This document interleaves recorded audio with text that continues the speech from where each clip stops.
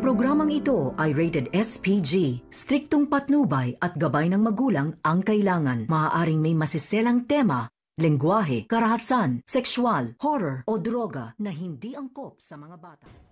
Dahil sa mga nalalaman ni Moira ay galit na galit siya dito sa kanila ni Giselle, lalong-lalo na nalaman niya na wala talagang matitira o matatanggap itong si Zoe dito kay Don Pepe at talagang porsigido ito na malaman ang buong katotohanan kung bakit hindi ito nakatanggap at hindi ito binigyan ng mana. Pinagtataka dito ni Dr. RJ Tanyag Giselle ang buong katotohanan kung bakit hindi binigyan ni Don Pepe itong si Zoe. Dito na nga kaya nila malalaman ang buong katotohanan tungkol dito sa dalawa na kung saan sila talaga ang may kapakanan kung bakit ito si Don Pepe ay talagang naaksidente at nahulog dito sa pangpang.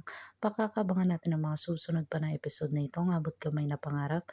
If you like my story, please like, share, and subscribe para ma-update po kayo sa mga susunod pa. Yun lamang po at maraming salamat.